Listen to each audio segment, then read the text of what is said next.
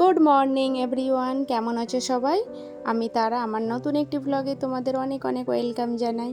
আজকের ব্লগটা শুরু করছি আমি সকালের ব্রেকফাস্ট থেকেই। আর আজকে ব্রেকফাস্টে আমি বানাচ্ছি ডিম টোস্ট বানাবো, লেকিন একটু অন্যরকমভাবে আমি বানাতে চাইছি, কারণ সবসময় একই রকম খাওয়া হয়। আজকে এই দুধের সাথে ডিম দিয়ে আর এতে একটু চিলি ফ্লেক্স আর তোমার অরিগ্যানো দিলে ভালো লাগে খেতে, লেকিন চিলি ফ্লেক্সটা না আমি খুঁজে পাচ্ছি না।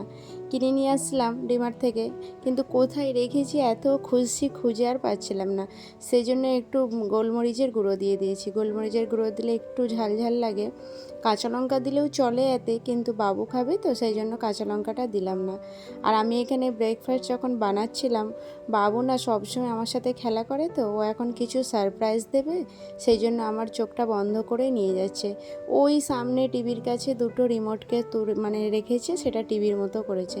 সরি, টিভি বলছিলাম, ড্রেসিং টেবিলের ওপরে ও সেখানে দুটো রিমোট নিয়ে টিভির মতো করেছে আর আমাকে সারপ্রাইজ করে নিয়ে যাচ্ছে চোখ বন্ধ করে। আর ওখানে একটা পর্দার মতো তুলে দিয়েছে, দিয়ে বলছে মাম্মা সারপ্রাইজ। মানে কি বলবো, ছোট বাচ্চা যা খেলে সেটাতেই খুশ হতে হয় আমাকেও। আর আমার এগুলো বেশ ভালোও লাগে কি ও আমার সাথে এত খেলতে পছন্দ করে। আর এখানে চলে এসেছি তারপর আমি ব্রেকফাস্টটা বানাতে। আর এখানে দুটো ব্রেড দিয়ে আগে করে নিচ্ছি। তো এটা খেতে কিন্তু খুব সুন্দর লাগে, করে দেখতে পারো অবশ্যই। তো দেখতে বেশ ভালো লাগে, একটু নুন হালকা করে দিয়ে দিলে আর একটু ভালো লাগে। তো মিঠা মিঠা হবে না, একটু ঝাল ঝাল হলে একটু ভালোই লাগবে।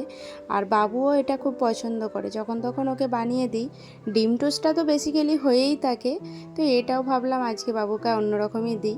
আর এটা একবার ওকে আমি টিফিনেও দিয়েছি। তো টিফিনে স্কুলে কী হয় বলো তো, ছোটো একদম বাচ্চা, তো স্কুলে দিলেও একটু খায়, একটু রেখে চলে আসে, এমন করে। বাড়িতে যেমন ভুলিয়ে ভালিয়ে ফোন টোন দেখে খেয়ে নেয়, টিভি ফোন দেখে। তো এখন এটা দেখে খুশ হয়ে গেছে, এই যে আমার কাছে আসছে, বলছে মাম্মা কী বানিয়ে দিয়েছো। তারপর ওকে আমি খাইয়ে চলে আসলাম এখানে রান্না করতে। আজকে আমি বিরিয়ানি বানাবো। ও না কদিন ধরেই আমাকে বলছে শুধু বিরিয়ানি বানাও। সকালবেলা ঘুম থেকে উঠেই চলে গিয়েছিল মাংস নিতে, তো নিয়ে এসেছে বিফ, আর আজকে বিফ বিরিয়ানিই বানাবো। এটা মাটন দিয়ে করলেও বেশ ভালো লাগবে। আর আমি একটু না অন্যরকমভাবে বিরিয়ানিটা বানাই, আমি মাংসটাকে পুরো রান্না করেই বানাই। সবাই অনেকে আছে মাংস সেদ্ধ করে নেয়, শুধু কুকারে দিয়ে করে, তো আমি সেটা করব না। আমি করব মাংসটাকে পুরো রান্না করে নেবো। আর এখানে সব মশলা দিয়ে দিচ্ছি, ধনিয়া গুঁড়ো, লঙ্কা গুঁড়ো, হলুদ গুঁড়ো, নুন, তারপরে কিছু গোটা গরম মশলা, টমেটো, পেঁয়াজ, কাঁচা লঙ্কা সব কিছু দিয়ে না এটাকে ভালো করে হাত ঘষে আমি রান্না করব।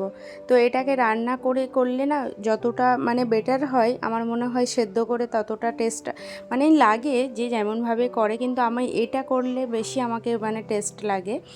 আর এই যে আমার হয়ে গেছে, সব মশলা দিয়ে একটু ভালো করে হাতটা ঘষে নিলাম, ঘষে নিয়ে একটু অল্প করে পানি দিয়ে বসিয়ে দিয়েছি। তারপরে এখানে চলে আসলাম আলুটাকে সেদ্ধ করে নিতে। আলুটাকে নুন আর একটু হালকা করে ফুড কালার দিয়ে দেবো, ফুড কালারটা দিলে আলুটা দেখতে বেশি ভালো লাগে।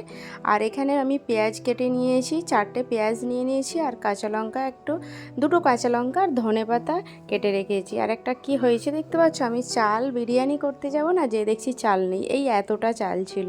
5 কিলোর করে একটা করে প্যাকেট কিনে রেখে দিই, কিন্তু চালটা যে শেষ হয়ে গেছিলো আমার আর মনে নেই। তারপরে ওর বাবাকে ফের বললাম চালটা নিয়ে আসো, চাল আনা হয়নি। একবার মাংস আনতে গেছে, একবার চাল আনতে গেছে। ওর পাপাও বলছিল বিরিয়ানি খেতে শখ করলাম, তুমি এই রোদেতে আমাকে এত বাইরে পাঠাচ্ছ। আর আমি বুঝতে পেরেছিলাম না একটা চাল আছে, সেটা পোলাওয়ের চাল, সেটা দিয়ে বিরিয়ানি করলে ভালো লাগবে না, যার জন্য বললো ঠিক আছে আমি চালটা নিয়ে আসছি। তো চালটা নিয়ে আসতে আমি চালটা ভিজিয়ে রেখে দিয়েছি ওদিকে। আর এদিকে আগে আলুটা ফ্রাই করে নিচ্ছি। আর এই যে মাংসটা আমি 2-3টে সিটি মেরে নিয়েছিলাম আগে, তারপর এটাকে কষবো। আর আমি একটা জিনিস করেছি, বিরিয়ানি যখন খাই তো মুখে অনেক মশলা পড়ে, তোর পাপার সেটা পছন্দ হয় না একদম। মশলাগুলো যদি গালে একটা করে এলাচ টেলাচ পড়ে যায় না, ও খেতে খেতে শুধু বলে এত কেন মশলা দাও। তো মশলা, বিরিয়ানির যে ফ্লেভারটা আসবে বাবা, সেটা মশলাতেই তো আসে, তাই না? সেই জন্য আজকে কি ভাবলাম, একটা ছোট সুতির কাপড় রুমাল নিয়ে নিয়েছি আমি। তো রুমালে সব মশলাগুলো বেঁধে নিয়েছি, বেঁধে আর এই যে জলটাও এখানে গরম হয়ে গেছে, তো এতে দিয়ে দিলাম। তো মশলাটা তারপরে ভাতটা যখন হয়ে যাবে তখন ওটা তুলে ফেলে দেবো। আর সাথেই কিছুটা নুন দিয়ে দিলাম। তো আলুটা আমার এখানে ফ্রাই হয়ে গেছে, আর এই তেলেই ভাবছি পেঁয়াজটাও আগে ফ্রাই করে রেখে দিই। আর এদিকে আমার মাংসটাও কষানো হয়ে গেছে। তো এমনভাবে বিরিয়ানিটা করলে বেশ ভালোই লাগে, আর গন্ধটা এত সুন্দর উঠেছিল। আমি যেহেতু এখানে একটু জায়ফল, জায়ত্রী মতলব সব রকম গরম মশলা যেটা গুঁড়ো করে রেখেছিলাম সেটা দিয়ে তারপর বন্ধ করে দিয়েছি গ্যাসটা। তো আমার এখানে কমপ্লিট হয়ে গেছে। আর এত সুন্দর একটা গন্ধ উঠছিল। আর ওর পাপাও কিন্তু বিরিয়ানিতে না কাজু কিশমিশটা দিলে বেশ ভালো লাগে। ওর পাপা কিশমিশ খেতে পছন্দ করে, কাজুটা খুব একটা খায় না। তো কাজুটা আমি খাই আর বাবুকেও দিই। তো সেই জন্য 2-4টের মতো কাজু দিয়েছি, আর কিশমিশটা একটু বেশি করে দিলাম। আর পেঁয়াজটাও আমার ভাজা হয়ে গিয়েছিল। তো বিরিয়ানি হচ্ছে মানে পাঁপড় তো ভাজতেই হবে, তাই না? সেই জন্য পাঁপড়টাও ভেজে নিলাম। আমি বলি ভেজে একটা পলিথিনে করে বেঁধে রেখে দেবো। আর পাঁপড় পলিথিনে করে বেঁধে রেখে দিলে কিন্তু বেশ ভালো থাকে, 2-3 দিন পর্যন্ত রাখা যায় যদি না হাওয়া লাগে ভেতরে। তো এমনভাবে মুখটাকে প্যাক করে রাখতে হবে যাতে হাওয়াটা না ভেতরে যায়। তো এমনভাবে 2-4 দিনের বেশিও পাঁপড় ভাজে রাখা যায়। আর আমি যখন বিরিয়ানি করি একসাথে একটু বেশি করেই পাঁপড় ভাজা রেখে দিই। তো বাবুকে মাঝে মাঝে খেলতে খেলতে ওকে 2-1টা হাতে দিলেও খাই ঘুরে ঘুরে। তারপরে এখানে আমি এই 2 ফোঁটা মিঠা আতর আর এটা গোলাপ পানি নিয়েছি, কেওড়া পানি যেটা। তো কেওড়া পানিটা না আমি বোতলে রেখেছিলাম, একটা ছোট প্লাস্টিকের বোতলে। অ্যাকচুয়ালি কেওড়া পানিটা দেশ থেকে আমাকে পাঠিয়েছিল দিদি। তারপর আমি না যখন ফার্স্ট দিন বিরিয়ানি করতে যাই, আমার হাত থেকে পড়ে পুরো বোতলটা মানে ঢাক্কান ফেটে গিয়ে সব কেওড়া পানিটা পড়ে গেছে। যার জন্য আমি ওই পানির একটা ছোট বোতল ছিল তার ভেতরেই রেখেছি। আর তারপরে আমি বিরিয়ানির লেয়ারটা এমনভাবেই দিই যে 2টি ভাত দেবো, 2টি মানে আলু দেবো, মাংস দেবো, এমন করে করি না। আমি ফার্স্টে একটু মানে চাওয়াল নিচে দিয়ে দিই ভাত যেটা, কারণ নিচেটাতে যাতে মাংস আলুটা না বসে যায়। তারপরে ওপরেতে মশলা মানে মাংস আলু সব কিছু দিয়ে তার উপরে ভাতটা ঢেলে দিই। আর এখানে দুধটা একটু ফুটিয়ে নিয়েছিলাম, দুধের ওপরে কেওড়া পানি আর ওটা দিয়ে গোলাপ পানি আর তোমার মিঠা আতর দিয়ে গুলে রেখেছিলাম, সবটা দিয়ে দিলাম। দিয়ে 2 চামচের মতো ঘিও দিয়ে দিয়েছি। আর এই যে পাঁপড় ভেজে আলু ভেজে যে তেলটা রেখেছিলাম না, এই তেলটা দিলে বেশ ভালো লাগে। মানে বিরিয়ানি একটু না মানে একদম শুকনো ফ্লেভারটা ভালো লাগে না, হালকা হালকা মানে তোমার একটু রসা রসা হলে খেতে বেশ ভালো লাগে। আর সেই জন্যই মাংসটাকে একটু রসা রসা করার জন্যই টমেটোও দিয়ে দিয়েছিলাম, যার জন্য যেন না একদম শুকনো হয়ে যায়। আর এই প্রসেসটাতে বিরিয়ানি সত্যি খেতে বেশ ভালো লাগে। আর এমনভাবে আমি ফয়েল পেপার দিয়ে দুদিকে 2টো ফয়েল পেপার দিয়ে মুখটাকে বন্ধ করে দিয়েছি যাতে গন্ধটা না বাইরে চলে আসতে পারে। আর ফয়েল পেপার কিন্তু একদিকে মানে দুদিকে 2টো দিয়ে দিলে বেশ ভালো থাকে। এবার আটা দিয়েও কেউ করে, কিন্তু আমি করি ফয়েল পেপার দিয়ে। আটাগুলো করো অনেকটা টাইম লাগে। তো আমি সালাডটাও এখানে করে রেখে দিচ্ছি। তারপরে ভেবেছি স্নান করতে যাবো, বিরিয়ানিটা ততক্ষণ আমার হয়ে যাবে 15-20 মিনিট।